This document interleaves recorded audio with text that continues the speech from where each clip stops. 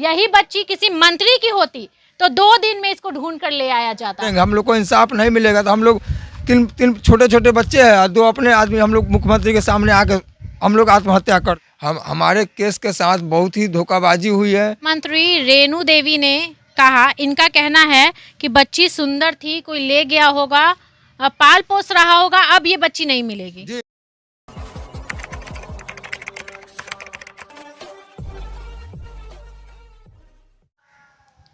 नमस्कार, आप देख रहे हैं आरएन न्यूज और मैं हूं आपके साथ निभा सिंह।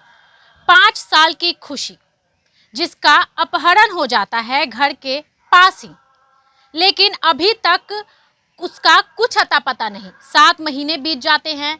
ये जो 7 महीने के दौरान लगातार मुजफ्फरपुर के लोग आवाज उठा रहे हैं और इस बच्ची को खोजने की, वापस लाने की मांग कर रहे हैं। ये बहुत ही हाईलाइट केस है। अगर आप यूट्यूब, फेसबुक या गूगल करते हैं खुशी के अपहरण को लेकर के तो आपको इसका पूरा डिटेल मिल जाएगा, लेकिन हमारे समाज के लोगों को अभी तक नहीं पता। पटना में अभी तक कई लोगों को नहीं पता कि खुशी कौन है, इसके साथ क्या हुआ है। इनके पिता हैं, खुशी के पिता हमारे साथ मौजूद हैं, हम इनसे बात करेंगे। कैसे क्या हुआ है ये पहले बताइए। खुशी कब इसका अपहरण हुआ था? सबसे पहले प्रणाम करता था तो जी, मेरी बच्ची को 16 फरवरी को रात में अमन कुमार ने अपहरण करवा दिया। अमन कुमार आपके घर के बगल में कहाँ रहते हैं? जी, मेरे घर के बगल ही में रहते हैं, लेकिन वो लोग दबंग टाइप के आदमी हैं, इसलिए बहुत तरह की बात है। उसका एक मामा भी 10 साल पर आया है। अमन कुमार पे आरोप लगा रहे हैं, आप देखे थे बच्ची को ले जाते हुए? जी जी, हम लोग को पता नहीं था ना, पता कल होके मालूम चला ना, तो हम तो कल होके मालूम चला तो उससे पूछा गया तो बोला कि हम ले गए हैं लेकिन ला के रख दिए, लेकिन हम लोग को बिना पूछले ले गया है और ला के रखो नहीं किया, क्या क्या नहीं किया हम लोग को नहीं पता। उस दिन के बाद बच्ची गायब? हाँ, उसी दिन से गायब है, मतलब ले गया कभी। हाँ, 16 फरवरी कभी नहीं ले जाता, चाहे हमारे से इंटरेस्ट।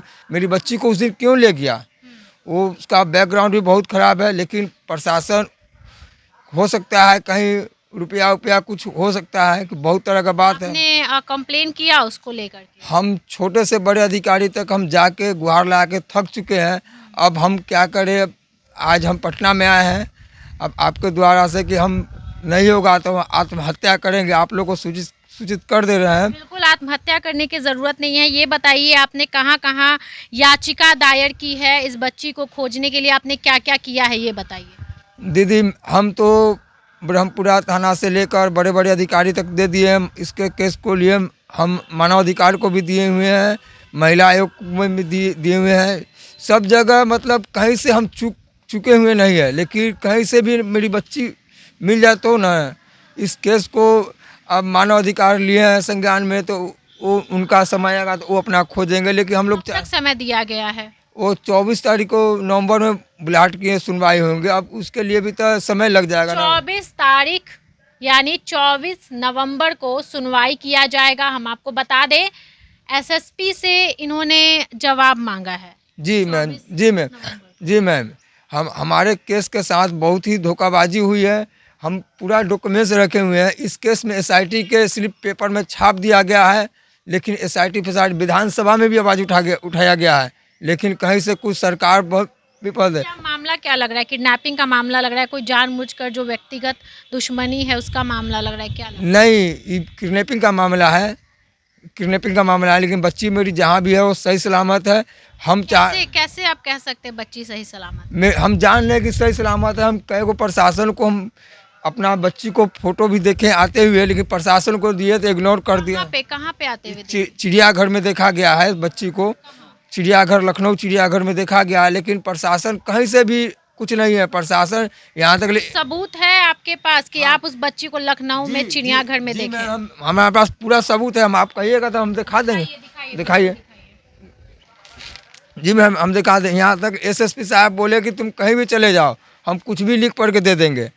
माननीय, देखिए हमारे पास आप सबूत खोज रहे हैं मैम, देखिए मिलता जुलता। घर में इस तरह बैठे दिखे, ये देखिए, ये तस्वीर है, और ये पकड़िए आप और दिखाइए।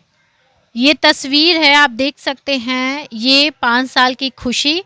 और ये कब की तस्वीर है जब वायरल हुआ था ये पिक्चर? मार्च का अति है। जी अच्छा, मैम। फरवरी में बच्ची का किडनैपिंग हुआ और मार्च में ये तस्वीर। जी जी, मतलब 1.25 महीना के बाद, लेकिन हम प्रशासन को दिए तो इग्नोर कर दिया। और कोई क्लियर फोटो है आपके पास? क्लियर फोटो नहीं है मैम, लेकिन हमारे पास मोबाइल पर जो आप कहिएगा सो हम भेज देंगे, लेकिन हम तत्काल में भी निकाले हैं। पुलिस बोले हैं कि इस केस में एसएसपी साहब को दिल्ली बुलाए हुए हैं, मानव अधिकार के मतलब सॉरी अति पिछड़ा जाति का दिल्ली बुलाट किए भगवान लाल सैनी। तो बोला कि तुम कहीं भी बुला लो ना, हमको या तो मुख्यमंत्री बुलाएगा या प्रधानमंत्री चाहे राष्ट्रपति, तुम कहीं भी चले जाओ, हम कुछ हमसे जवाब खोजेगा, कुछ भी लिख पढ़ के दे देंगे। ऐसे खुद एसएसपी, हाँ एसएसपी साहब, हम थे, हमारे भाई साहब थे, हमारे मम्मी थे, हमारे परिवार थे, सभी लोग के सामने बोला है। यहाँ तक माननीय मुख्यमंत्री क्या है एसएसपी का? जयकांत जी, मैं कहाँ के हैं? ये मुजफ्फरपुर का एसएसपी है। अब वो कहाँ के रहने वाले सो तो हम नहीं कहेंगे।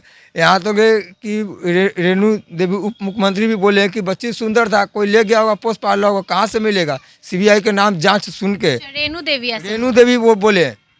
बिहार के उप मुख्यमंत्री रेणु देवी ने कहा, इनका कहना है कि बच्ची सुंदर थी, कोई ले गया होगा, पाल पोस रहा होगा, अब ये बच्ची नहीं मिलेगी। जी जी मैम, यही बोली है। हम बोले कि मैम इसको सीबीआई के प्रशासन कुछ काम नहीं करे, हम लोग गरीब आदमी है, साग सब्जी बेचने वाला आदमी है, और जो स्थिति में हम हैं, भगवान न करे ऐसा किसी को मुसीबत दे दे। में बच्ची को देखा गया मार्च में, उसके बाद नहीं, उस प्रशासन को हम लोग कहाँ घूमे, हम लोग कहाँ सीसीटीवी कैमरा खंगाले, हम लोग कुछ देगा, हम लोग को डरेगा, मार के बेगला देगा। अगर यही बच्ची किसी अमीर आदमी की होती, यही बच्ची किसी नेता की होती, यही बच्ची किसी मंत्री की होती, तो 2 दिन में इसको ढूंढ कर ले आया जाता।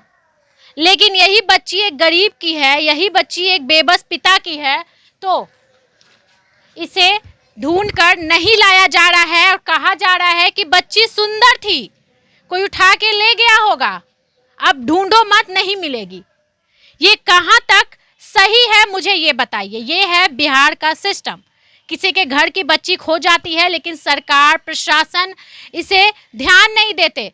संज्ञान में लिया गया है, मानवाधिकार ने संज्ञान लिया है, एसएसपी से जवाब मांगा है, 24 नवंबर को जवाब मांगा है। एसएसपी कहते हैं कि हम कुछ भी लिख पढ़ के दे देंगे, है ना, यही कहते हैं ना? जी जी मैम, यही बात है, लिख करके दे देंगे, तुमको जहां जाना है तुम वहां जाओ। तो आखिर हम कहां जाए? वही ना बात है, हम कहां जाए? हम चाह रहे हैं कि सरकार, एसएसपी ऐसा स्टेटमेंट दे रहे हैं कि तुम कहीं पर भी जाओ कोई फर्क नहीं पड़ता, तो फिर हम आम आदमी कहां जाएं? जी मैम, सही बात है। हम सरकार से ही मांग करते हैं कि मुजफ्फरपुर केस को हटा के इस केस को सीबीआई के हाथ में दिया जाए। मैम, मेरी बच्ची 10 से 15 दिन में मिल जाएगी। आप, हम पूरा आत्मा के साथ कह रहे हैं मैम कि हमारे साथ बहुत छल कपट हो रहा है, आप लोग हमारे अति को कीजिए, और नहीं तो लास्ट में क्या करेंगे? हम लोग को इंसाफ नहीं मिलेगा तो हम लोग तीन छोटे छोटे बच्चे हैं, 2 अपने आदमी, हम लोग मुख्यमंत्री के सामने आकर हम लोग आत्महत्या कर देंगे। अगर आप आत्महत्या भी करते हैं तो किसी को यहाँ कोई फर्क नहीं पड़ता है, चाहे मुख्यमंत्री हो या फिर कोई और नेता हो, मंत्री हो या फिर रेणु देवी हो। रेणु देवी ने क्या कहा?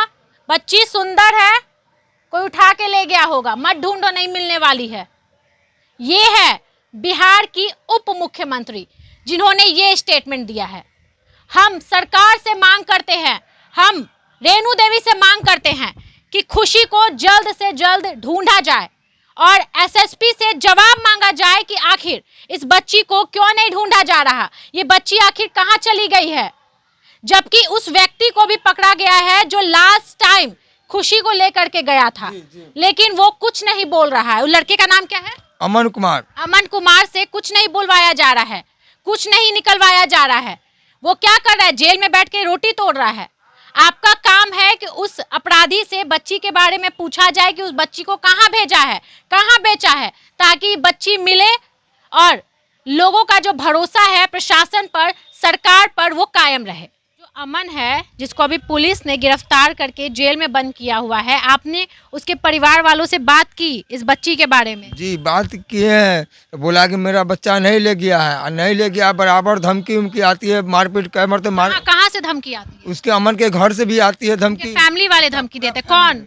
उसका अमन का नानी, नाना, मतलब मामा मामी बहुत उसके घर का लंबा चौड़ा आती है, बराबर धमकी भी आती है, लेकिन कुछ नहीं है। बहुत हम लोग क्या करें कि प्रशासन कोई बात को हम लिख के दिए हैं, हमारे पास कागज भी है, 3 महीना हो गया। आपने कंप्लेन किया है धमकी को लेकर? कंप्लेन किए हुए हैं, 2 मरते 3 मरते जाकर थाना में बोले हुए हैं, लेकिन कहीं से कुछ नहीं है। हो सकता है रुपया लिया होगा, बहुत तरह की बात है। अब हम लोग आप कितने परिवार हैं? हम लोग मोटा मोटी 7-8 परिवार आदमी है, पूरे मम्मी पापा लेके।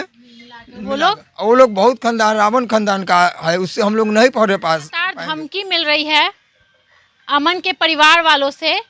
अगर वो अपराधी नहीं होता तो आखिर धमकी क्यों मिलती?